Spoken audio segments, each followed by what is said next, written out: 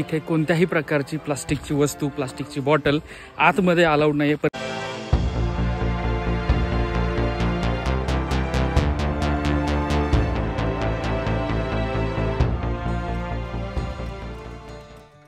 नमस्कार मंडळी, कोयनेचं हे घनदाट असं अरण्य, यामध्ये किल्ले वासोटा हा एक वनदुर्ग वसलेला आहे।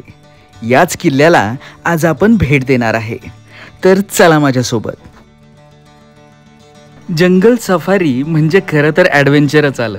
यामध्ये कुठे ऑफरोडिंग आलं तर कुठे निसर्गाचे दैदिप्यमान असे नजारे आले। वासोटा किल्ल्याला भेट द्यायची झाली तर आपल्याला सातारा, कास, बामनोली या मार्गे जावे लागते। तुम्ही बामनोलीमधून अथवा मुनावळे या गावातून देखील वासोटा किल्ल्यासाठी बोट पकडू शकता। मंडळी, बोटीचा खर्च माणशी 400 ते 500 रुपये अंदाजे होतो।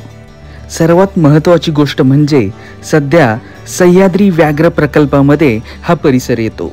वासोट्याला पावसाळ्यात म्हणजेच 15 जून ते 15 ऑक्टोबर या कालावधीत, तसेच 31 डिसेंबर आणि 1 जानेवारी या कालावधीत जाण्याची परवानगी मिळतच नाही।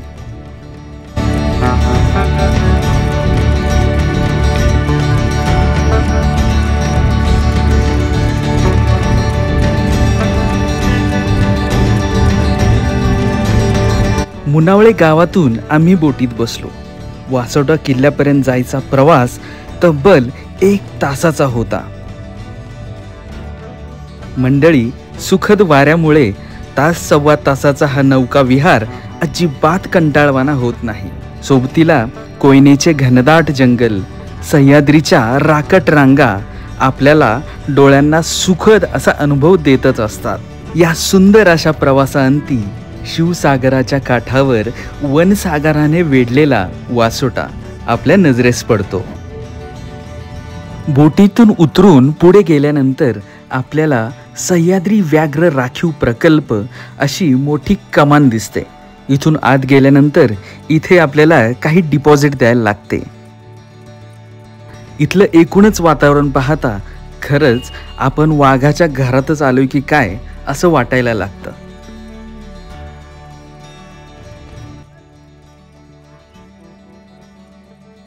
मंडळी, वासोटा किल्ल्याची एक महत्त्वाची गोष्ट म्हणजे तुम्हाला इथे सह्याद्री व्याघ्र राखीव प्रकल्प हा दिसतोय तुम्हाला।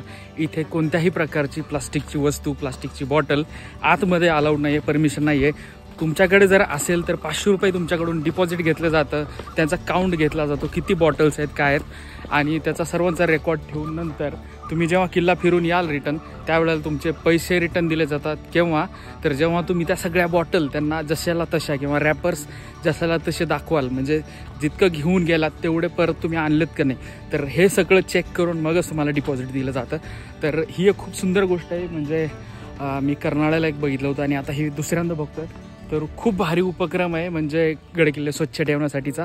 तर त्यासाठी मित्रांनो सर्वांना सॅल्यूट, जे कोणी या गोष्टीसाठी काम करतायत।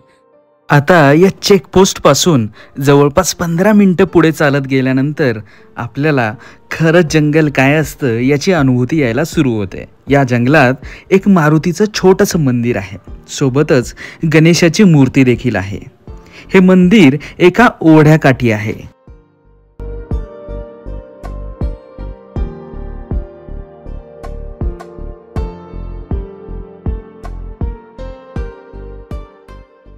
काही ठिकाणी तुम्हाला किल्ला चढताना पायऱ्यांची व्यवस्था दिसेल, तर काही ठिकाणी तुम्हाला काही समाध्या, काही अनभिज्ञ अशा वीरांच्या स्मृतीस्थळांना भेट देता येईल।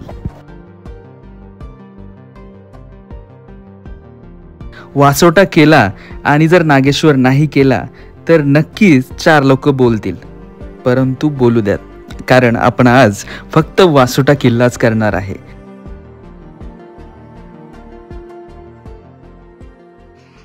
मंडळी, किल्ल्यावर जाण्यासाठी अशी खडकाळ वाट आहे। दगड, धोंडे, वाळू, छोटे छोटे दगड आहेत रस्त्यामध्ये आणि संपूर्ण वाट अशीच आहे। 2-1 तास लागतील वरती जायला, तर सांभाळून जा वरती किल्ल्यावरती जाताना। हीच एक टिप द्यायची होती बस, बाकी कंटिन्यू करूया।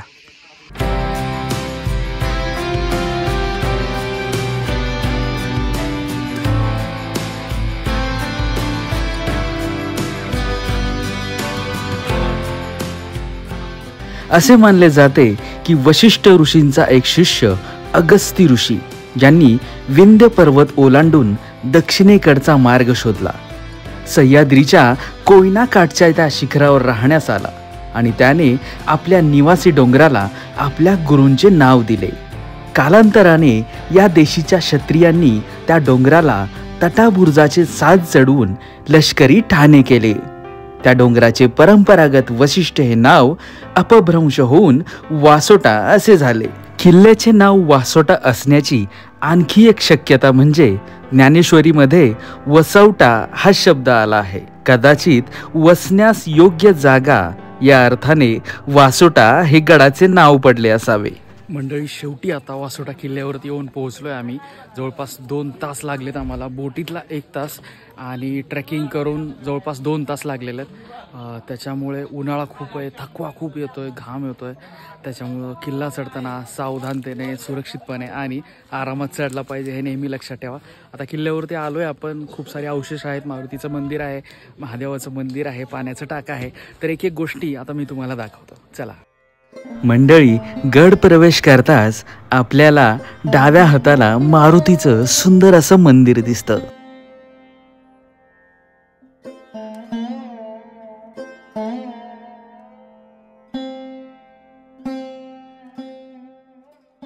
मंडळी, या बाजूला माझ्या पाठीमागे बघू शकताय वाड्याचे अवशेष आहेत, परंतु खूप गर्दी आहे सध्या, त्यामुळं ते दाखवून काय समजणार पण नाही तेवढे अवशेष. तरी मी दाखवण्याचा प्रयत्न करतोय तुम्हाला. मंडळी, वासोटा हा गिरिदुर्गाबरोबरच वनदुर्ग सुद्धा आहे. म्हणूनच याला मिश्र दुर्ग अशा श्रेणीमध्ये गणले जाते.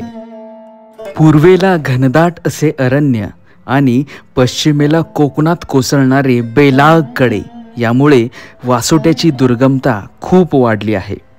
इतिहासात या किल्ल्याचे अनन्यसाधारण असेच महत्त्व होते.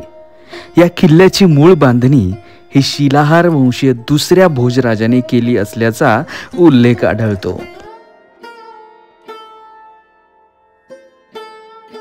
मंडळी, गड किल्ले म्हणजे जल व्यवस्थापन हे जणू एक समीकरणच, आणि याचं उत्तम असं उदाहरण आपल्याला इथे वासोटा किल्ल्यावरती दिसतंय.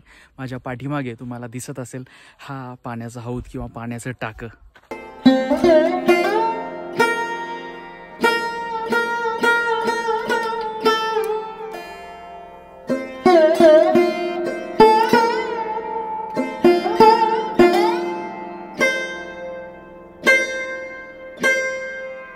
तर मंडळी, माझ्या पाठीमागे जे काही अवशेष दिसत आहेत तुम्हाला, तर हे आहे, याला म्हणतात चुन्याचा घाणा.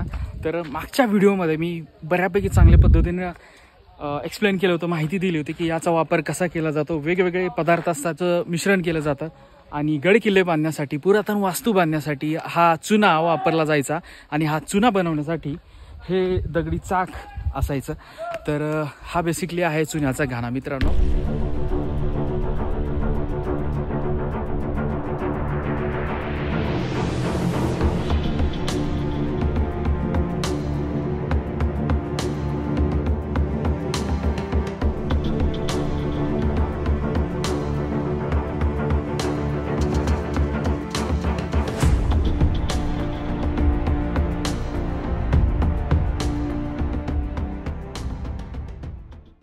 मंडळी, आता आपण आलोय वासोट्यावरती असलेल्या बाबू कड्यावरती, आणि वासोट्यावरून तुम्हाला इकडे दिसतोय जुना वासोटा. तर मंडळी, या जुन्या वासोट्याबद्दल बोलायचं झालं तर सध्या इकडे जाता येत नाही. पूर्णतः प्रवेश हा निषिद्ध आहे. जुना वासोटा पर्यटकांसाठी किंवा ट्रेकर मंडळीसाठी पूर्णतः बंद आहे. त्यामुळे इथून तुम्ही या वासोट्या किल्ल्यावरून जुन्या वासोट्याचं दर्शन घेऊ शकता. मंडळी, वासोटा किल्ल्यावरती आपली सध्या भटकंती चालू आहे. तुम्हाला इकडे या बाजूला काही पडझड झालेले अवशेष दिसत आहेत. हे मुळात तटबंदीचे काही अवशेष आहेत. मध्ये मध्ये तुम्हाला दगड दिसत असतील. तिथे एक बुरुज आहे. कधीही काळजी ही घ्या गड किल्ले फिरताना की असं जास्ती इकडे पलीकडे जाऊ नका. एक सुरक्षित अंतर ठेवा आणि त्याच्यानंतरच गड किल्ले फिरणं हे सुरक्षित मानलं जातं. किल्ल्यावरती एक शिवमंदिर देखील आहे. इसवी सन 1656 मध्ये छत्रपती शिवाजी महाराजांनी चंद्रराव मोऱ्यांचा पराभव करून जावळी प्रांताबरोबरच वासोटा किल्ल्याचाही स्वराज्यात समावेश करून घेतला. छत्रपती शिवाजी महाराजांनी किल्ले वासोट्याचे नाव व्याघ्रगड असे ठेवले होते. पुढे छत्रपती शिवाजी महाराज सिद्धी जोहरच्या वेढ्यात पन्हाळ्यामध्ये अडकले असतानाही जिजाबाईंनी बांदलाचे सैन्य पाठवून हा गड 6 जुलै 1660 रोजी पुन्हा एकदा स्वराज्यात आणला. मंडळी, हा समोर दिसणारा सुळका म्हणजे नागेश्वर. खरं तर हा पण आपल्याला करायचा होता, परंतु वेळेच्या अभावी करता नाही आला. श्रावण सोमवारी आणि महाशिवरात्रीला भाविकांची प्रचंड गर्दी या ठिकाणी असते. मंडळी, पूर्वी या किल्ल्यावरती वाघ, बिबट्यांसारखे प्राणीही होते. अफजल खानाच्या वधानंतर छत्रपती शिवाजी महाराजांच्या दोरोजी या सरदाराने राजापूरवर हल्ला करून तेथील इंग्रजांना अफजल खानाच्या गलबतांचा पत्ता विचारला. त्यांनी सांगितला नाही म्हणून इंग्रजांच्या ग्रीडर्फ नावाच्या अधिकाऱ्याला त्यांनी अटक केली आणि वासोट्यावरती ठेवले. याच किल्ल्यावर शनिवार 27 सप्टेंबर 1679 रोजी छत्रपती शिवाजी महाराजांना 26,000 रुपये भरलेले 4 मोहरांचे हंडे सापडले होते. इतिहासामध्ये असाही उल्लेख सापडतो की जिंजीला जात असताना छत्रपती राजाराम महाराज वासोट्यावरती आले होते. पुढे शाहूंच्या काळात पेशवे आणि औंच पंत प्रतिनिधी यांच्यामध्ये वैर उत्पन्न झाले.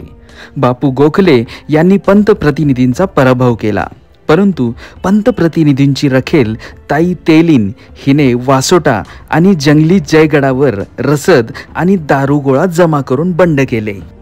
जेव्हा 2 किल्ले शेजारी शेजारी असतात तेव्हा एकाचा पाडाव झाला की दुसरा कह्यात येतो याची इतिहासात उदाहरणे आहेत.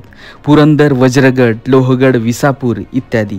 वासोट्या शेजारी एक त्याच उंचीची टेकडी आहे जो की जुना वासोटा. या जुन्या वासोट्यावर एक तोफ चढवून मारा सुरू केला गेला. तेव्हाच ताई तेलिनीने शरणागती पत्कारली. शेवटी बापू गोखल्यांनी ताई तेलिनीला कैद करून योग्य त्या मानाने पेशव्यांकडे पाठवून दिले. त्यासंबंधी एका जुन्या आर्यमध्ये वासोट्याचा गमतीचा उल्लेख आहे. तो असा: श्रीमंत प्रतिनिधींचा हा अजिंक्य किल्ला वासोटा, ताई तेलीन मारील सोटा, बापू गोखल्या सांभाळ कासोटा. शेवटच्या काळात बापू गोखल्यांचीच युक्ती वापरून इंग्रजांनी तोफा जुन्या वासोट्यावरती चढवल्या आणि दारुगोळ्यानं किल्ला उद्ध्वस्त केला. नाईलाजाने किल्लेदाराने शरणागती पत्करली. मात्र ग्रँड डफच्या म्हणण्यानुसार हा भडीमार 20 तास चालला होता, ज्यामध्ये 2 लाखाची लूट आणि साताऱ्याच्या छत्रपतींचे 3 लाखांचे जड जवाहीर ताब्यात घेण्यात आले. वास्तविक अत्यंत प्रतिकूल परिस्थिती असताना देखील भास्कर पंतांनी ज्या धैर्याने इंग्रजांना तोंड दिले व शक्य तितका कडवा प्रतिकार केला त्याचे कौतुक करावे तितकेच कमी. आज मात्र त्याच भास्कर पंतांबद्दल इतिहास मौन आहे. खुद्द छत्रपती इंग्रजांचे कैदी असताना देखील अखेरच्या श्वासापर्यंत लढा देणाऱ्या भास्कर पंतांचे संपूर्ण नाव सुद्धा आपल्याला माहीत नाही.